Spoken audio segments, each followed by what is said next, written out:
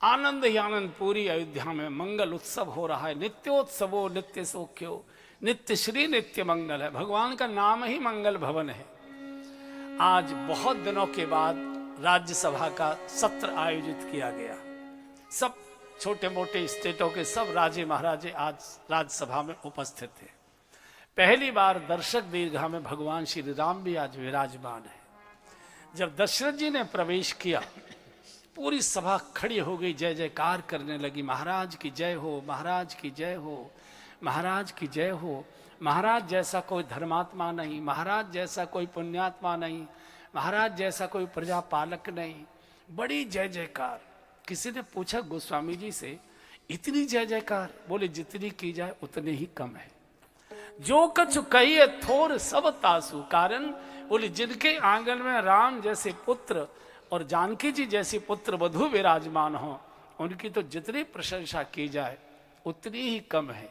लेकिन जब प्रशंसा हुई, जय जयकार हुआ, तो दशरथ जी ने क्या किया? जेब में से शीशा निकाला और चेहरा देख ले। राय सुभाए मुकुर कर लीला। ये जेब में कंघा और शीशा रखने की प्रथा दशरथ जी से ही चली है। अच्छा, जिनके बिल्कुल यहाँ पूरा ऊसर होता है ना, यहाँ एक किनारे पर वो भी कंघा रखते, ऐसे ऐसे करते रहते थे। देखा, शीशा देखा। किसी सचिव ने एक दिन पूछा कि घर से देखकर नहीं चले थे, सबके सामने ही तो अविवेक है।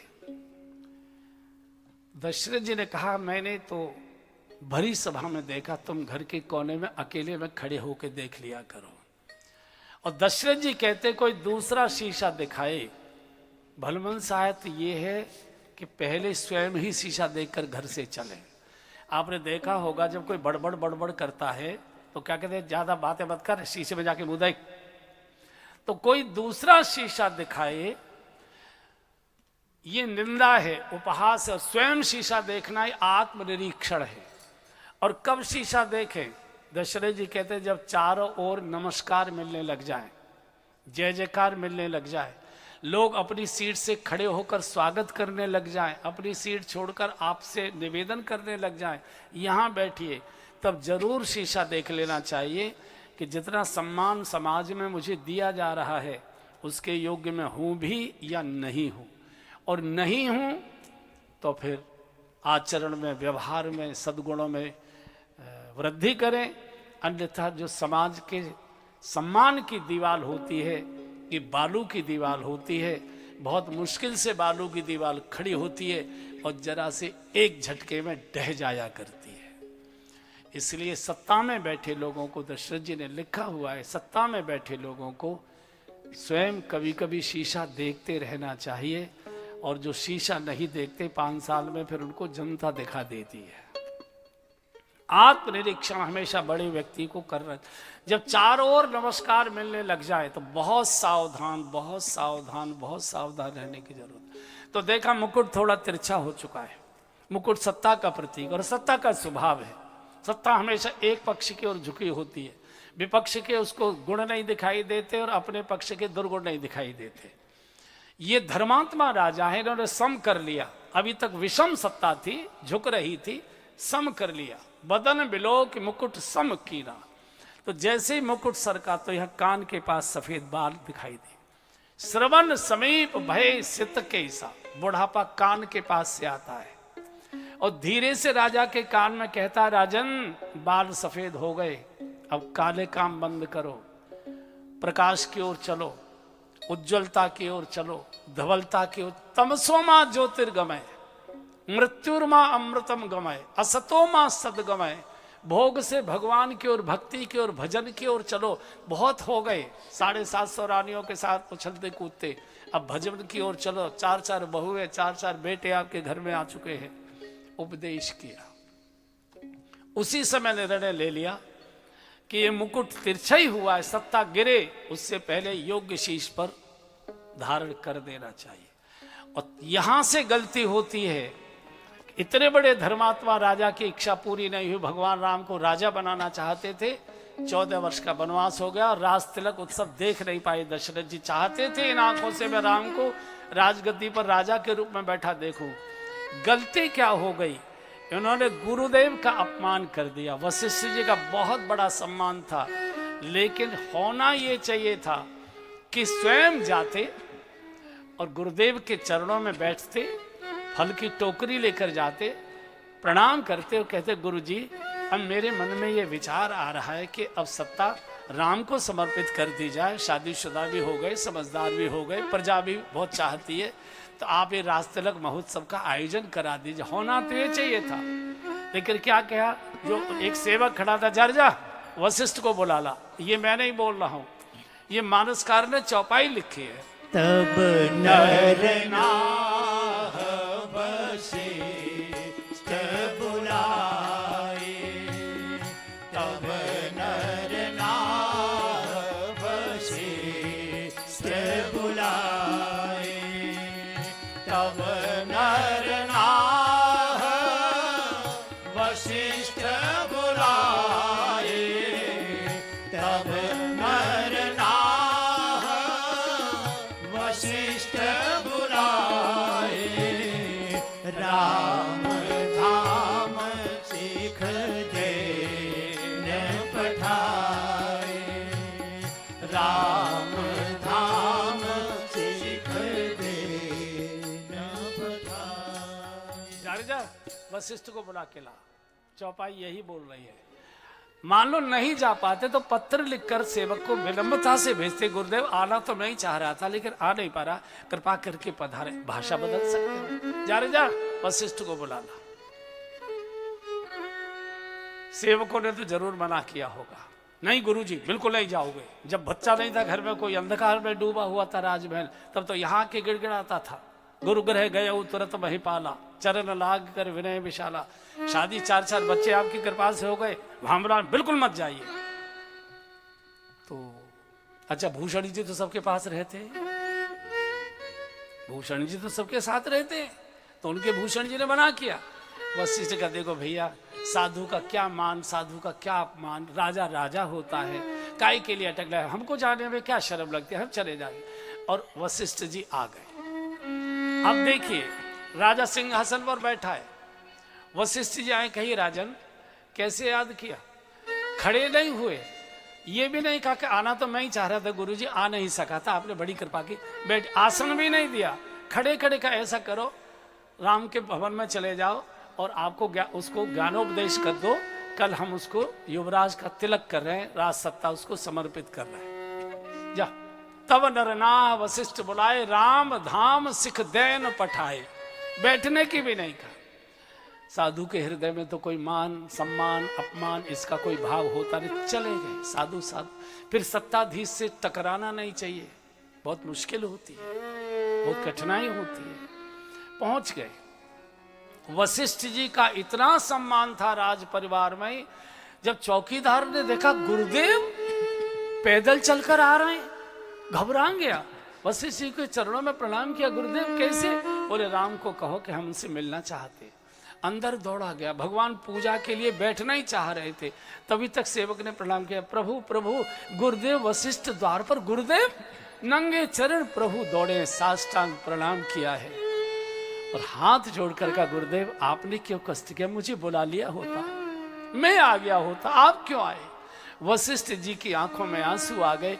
बाप का अहंकार देखो और बेटे की विनम्रता देखो। आंसू पहुंचकर वशिष्ठ ने कहा कि राघव, एक जरूरी बात तुमसे करनी थी, एक जरूरी सूचना तुमको देनी थी, और इसलिए मैं तुमको निवेदन कर, नहीं गुरुदेव ये भाषा मत बोलो, लेकिन उसको तुमको पालन कर रहा है।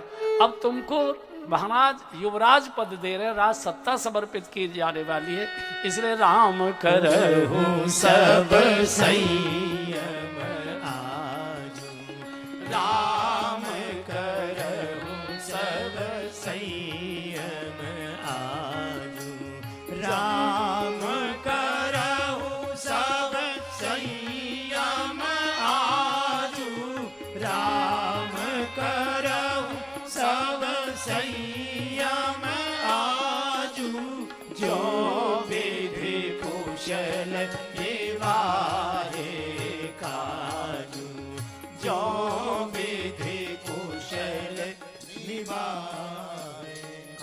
अगर विधि सकुशल हो जाने दे तो चूंकि ब्रह्मा जी के मानस पुत्र है, ब्रह्मा जी विधि के प्रतीक है। विधि अगर ठीक, और विधि तो बिगाड़ दी दशरथ जी ने, अगर सकुशल हो जाए तो कल तुमको राज सत्ता समर्पित होने जा रही है। इसलिए आज की रात सब प्रकार का संयम करना, फलाहार करना, ब्रह्मचर्य का पालन करना, मनसा वाचा करना, शुभ चिंतन करना। कल तुमको सत्ता समर्पित होने जा रही है। सत्ता समर्पित होने के पूर्व इस देश का राजगुरु सत्ताधीश को संयम का उपदेश करने के लिए जाता था। गुरुजी तो लौट गए, रोते रोते भगवान राजभवन में पहुंचे।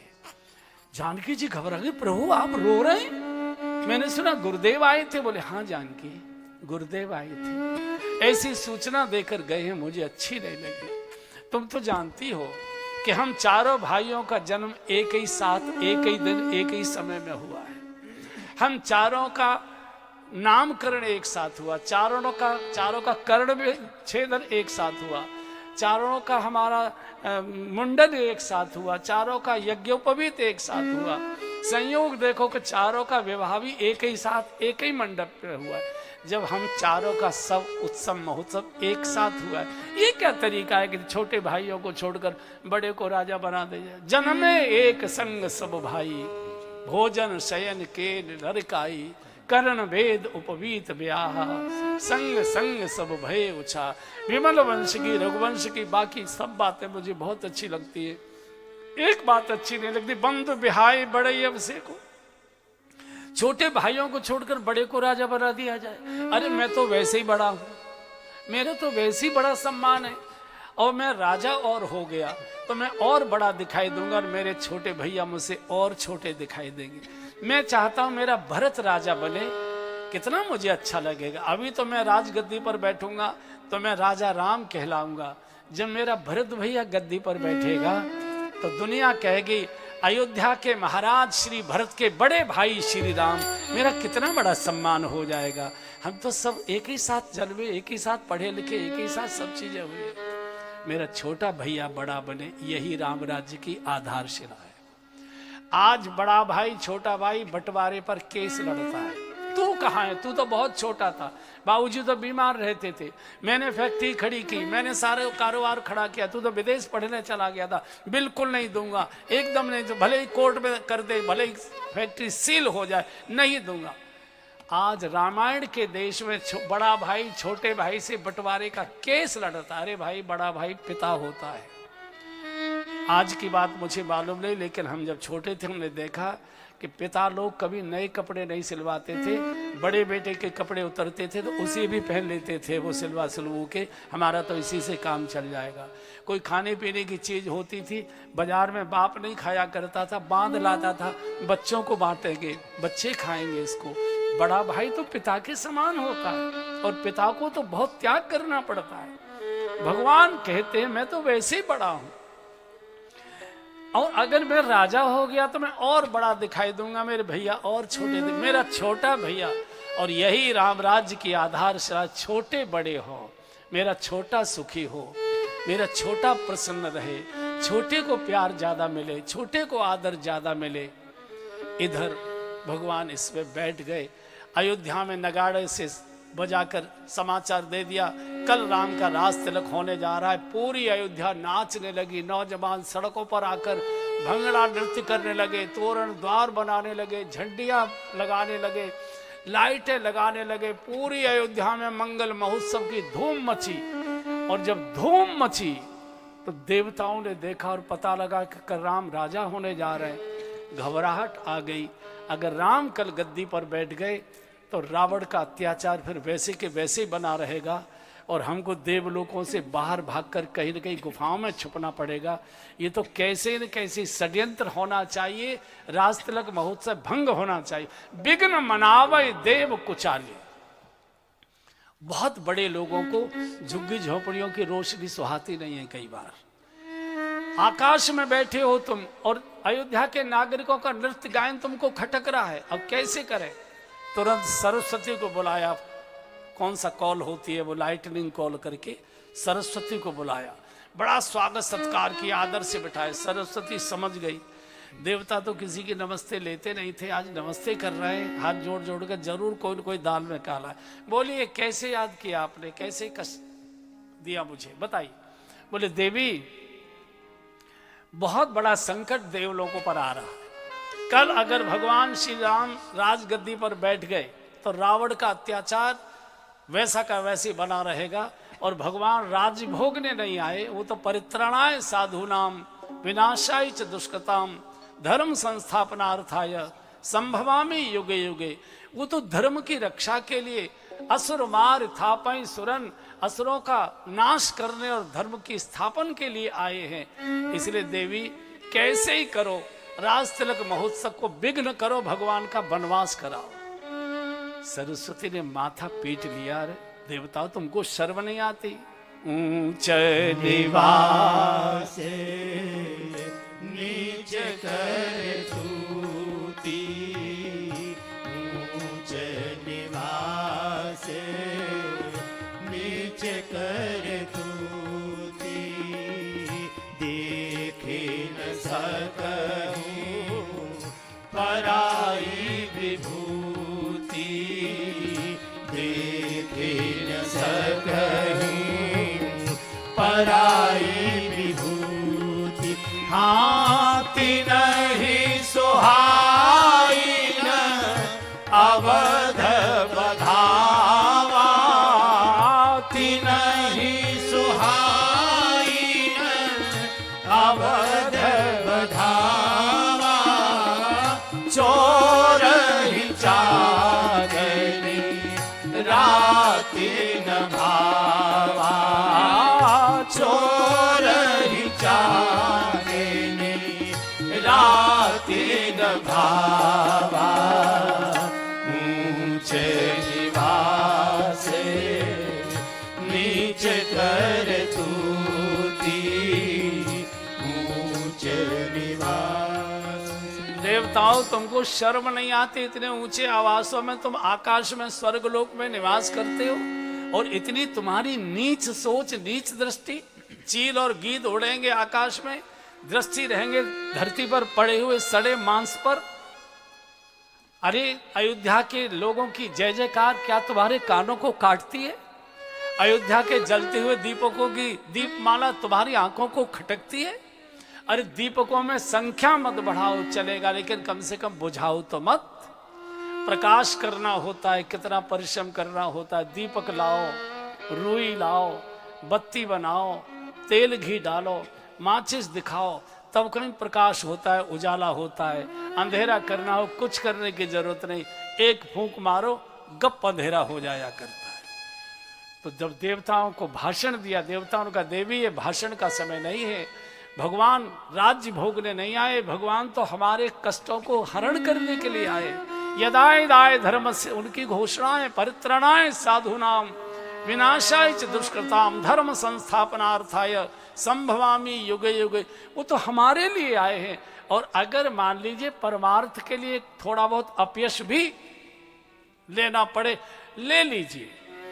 कई बार स्वास्थ्य ठीक करने के लिए कड़वी दवाई भी लेनी पड़ती है। कुछ देवताओं के भाषण का प्रभाव, कुछ दैव गति, कुछ हरि इच्छा, जो भी कारण होगा, सरस्वती आ गई अयोध्या में।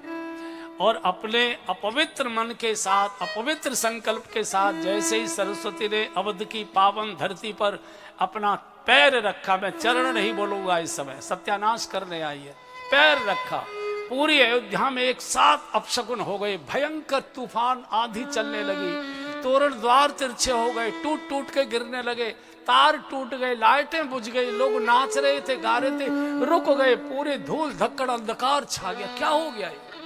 अपशकुन घूम रहा है। अभी अयोध्या का चक्कर लगा रहे, किसकी बुद्धि बिगाड़ी जाए? सोचा जिसका जन्म अयोध्या की पावन धरती पर हुआ होगा, उसकी बुद्धि नहीं बिगाड़ी जा सकती। जिसने जन्म से सरयू का दिव्य जल पिया होगा, उसकी बुद्धि नहीं बिगाड़ी जा सकती। कोई बाहर का मिलना चाहिए, तो मिल गया ढूंढते ढूंढते। नाम मंथरा मंदमती और चेरी के कई के, अजस पिटारी ताही करी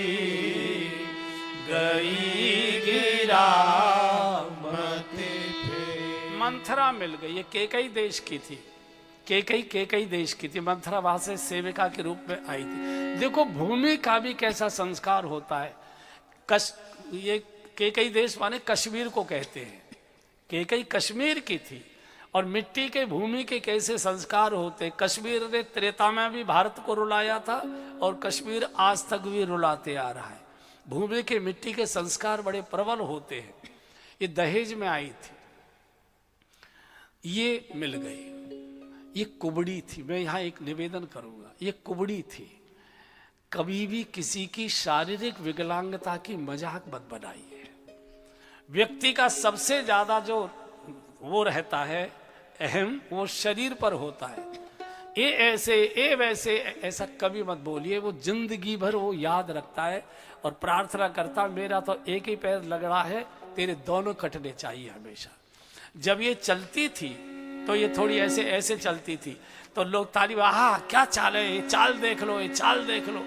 अब चूंकि नौकरानी थी, बोल कुछ सकती नहीं थी, फटकार सकती नहीं थी, खिसियानी हंसी हंसती थी, लेकिन इसके मन में बैठ गया था, आज मेरी चाल पर रो रहे हो, एक दिन ऐसी चाल चलूंगी कि तुम्हारे कोई आंसू पोंछने वाला नहीं होगा। ये कुसंग है। और कुसंग किस परिवार में बैठा है बंधु और बहनों? जिस परिवार के मुखिया धर्म धुरंधर गुण निधिज्ञानी महाराज दशरथ हैं। दशरथ इस पृथ्वी के सबसे ज्यादा प्रतिष्ठावान राजा हुए हैं। इंद्र स्वयं मिलने के लिए चलकर स्वर्ग से अयोध्या आता था। कभी कभी इंद्र विमान भेजकर दशरथ जी को स्वर्ग बुलाता था। त्रेता तक धर्मात्माओं का सशरीर स्वर्ग आना और जाना था। द्वापर से बंद हुआ है, कलयुग में तो है ही नहीं है। इतने बड़े महापुरुष के घर में भी कुसंग बैठा हुआ है। जिस घर के आंगन में ब्रह्म बालक बनकर खेल रहा है, अनंत कोट ब्रह्मांड का नायक भगवान राम के रूप में बालक बनकर खेल रहा है, उस घर में भी कुसंग बैठा हुआ है। श्री भरत जी ब्रह्म के ही अवतार हैं, विष्णु महाविष्णु के अवतार हैं, उनके घर में भी कुसंग बैठा हुआ है। श्री लक्ष्मण जी काल के अवतार हैं, शेषनाग के अवतार हैं, उनके घर में भी कुसंग बैठा हुआ है। शत्रुघ्न जी जिस आंगन में खेल रहे हैं, ये भी अवतारी महापुरुष है चक्र सुदर्शन के, इनके आंगन में भी कुसंग बैठा हुआ है। जिसके आंगन में भक्ति महारानी बहू बनकर आई हुई है, उसमें भी कुसंग आ चुका है। हमारी और आपकी तो हैसियत क्या है। और कुसंग हमेशा नौकर और नौकरानियां बनकर ही प्रवेश करता है। बहुत बड़े बड़े परिवारों के बेटा बेटियों को घर के नौकर नौकरानी बिगाड़ देते हैं। बहुत बड़े बड़े परिवार, बहुत मुश्किल है। भले ही सत्संग मत करिए, लेकिन कुसंग मत करिए। गोस्वामी जी ने लिखा, बरु भल बास नरक करता था, बरु भल बास नरक करता था, दोस्त संग जन दे विधाता, दोस्त संग जन दे फिर गाइए, विधाता, बरु भल बास नरक करता था, बरु भल बास नरक करता था, दोस्त संग जन दे विधाता, दोस्त संग जन दे विधाता। भले ही नरक का भोग भोग लीजिए, कृपया कुसंग मत करिए। ये कई जन्मों तक बिगाड़ देता है। एक सज्जन ने हमसे एक बार पूछा, कैसे पता लगे कि हम कुसंग में हैं? जानते सब है। हमने कि जानते तुम भी हो, केवल जस्टिफाई कर रहे हो अपने ज्ञान को। कुत्ता जानता है कि मैं गलत कर रहा हूं। आप प्रयोग करके देखिए। आप कुत्ते को रोटी डालिए, जो गली के कुत्ते होते हैं उनका आप रोटी डालिए, जहां रोटी डालेंगे कुत्ता वही खड़े होकर रोटी खा लेता है। लेकिन जब कुत्ता किसी के घर से रोटी चुरा कर ले जाता है तो वहां नहीं खाता, न उस गली में खाता है, 3-4 गली दूर जाकर अकेले में खड़े होकर खाता है। कुत्ता जानता है कि मैं गलत कर रहा हूं, मनुष्य नहीं जानता है। मैंने कहा फिर भी मैं बता देता हूं, जहां जाते समय, जहां बैठते समय और जहां से उठकर आते समय ये भय सताए कि कोई जानने वाला तो नहीं है, कोई पहचानने वाला तो नहीं, जिधर जा रहे पीछे मुड़ मुड़ कर तो नहीं देखना पड़ रहा, जहां बैठे धक्क धक्क तो नहीं हो रहे कि कोई जान पहचान वाला ना आ जाए, और जहां से उठकर जा रहे मुड़ मुड़ कर तो नहीं देख रहे कि कोई जान पहचान वाला तो नहीं था। वो कुसंग है, मत जाइए, मत जाइए, मत जाइए। सत्संग भले ही मिले न मिले, लेकिन कुसंग मत करिए, ये कई जन्म बिगाड़ता है।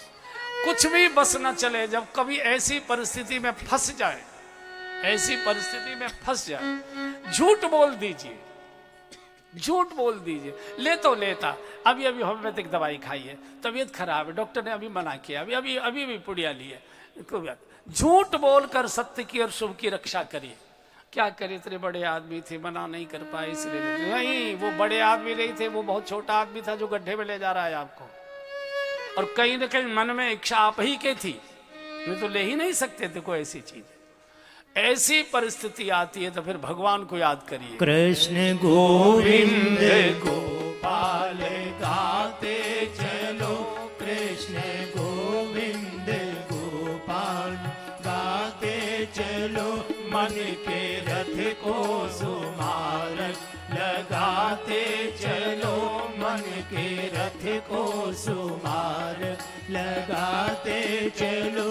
देखना इंद्रियों के न घोड़े भगे, देखना इंद्रियों के न घोड़े भगे, इनको संयम के हरदम ही कोड़े लगे, इनको संयम के हरदम ही कोड़े लगे।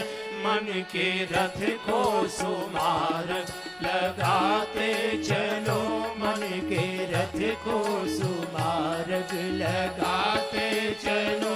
कृष्ण गोविंद गोपाल गाते चलो, कृष्ण गोविंद गोपाल गाते चलो।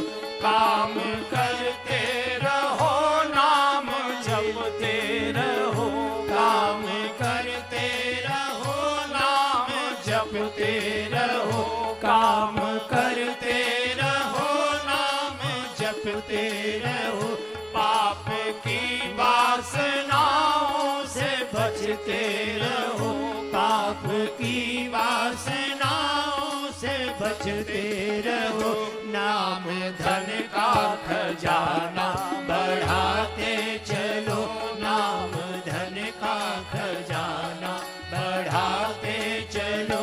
कृष्ण गोविंद गोपाल गाते चलो, कृष्ण गोविंद गोपाल गाते चलो।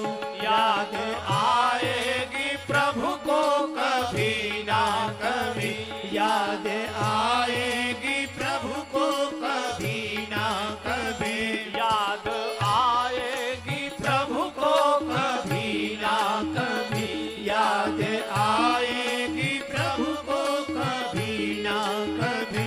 कृष्ण दर्शन तो देंगे कभी ना कभी, कृष्ण दर्शन तो देंगे कभी ना कभी। ऐसा विश्वास मन में जमाते चलो, ऐसा विश्वास मन में जमाते चलो। कृष्ण गोविंद गोपाल गाते चलो, कृष्ण गोविंद गोपाल गाते। और इस कलिकाल में कुसंग से बचने का सबसे बड़ा साधन कथा है। मैं कहता हूं कथा मत सुनिए, कथा सुनना सबसे खतरनाक काम है। अब हजारों आंखों ने आपको देख लिया है कि आप कथा सुन रहे थे, सारे रिश्तेदारों ने टीवी पर और मोबाइल में देख लिया है कि हमने आपको कथा में बैठे देखा था, हमने कथा सुनी थी। अब आप घेरे में आ गए, कुछ भी इधर उधर बैठोगे जाकर, कुछ भी इधर उधर पियोगे जाकर, कुछ भी इधर उधर करोगे जाकर, तुरंत कोई ठोक, भाई साहब आपको हमने कथा में देखा था, आपको लगेगा धरती फटे और मैं समा जाऊं।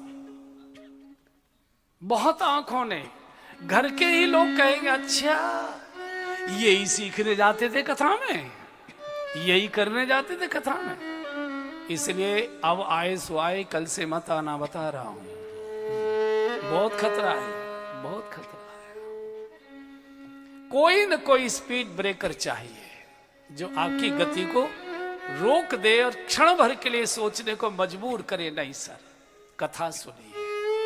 अब नहीं, बहुत लोगों ने देखा है, हमने कथा में ताली बजाई है, हमने नृत्य किया है। नहीं सर, क्षमा कर दीजिए। रिश्तेदारी रिश्तेदारी की जगह होती, झूठ बोलकर सत्य की रक्षा करो। लेते पहले अभी अभी औषधि ली है, डॉक्टर ने मना किया है, अभी अभी इंजेक्शन लेकर आया हूं। सत्य बचना चाहिए, शुभ बचना चाहिए। कथा मनोरंजन के लिए नहीं है, मनोरंजन तो हमारी मुट्ठी में है, जब का दवा वही मनोरंजन। ये मन के मालिन्य को धोने का साधन।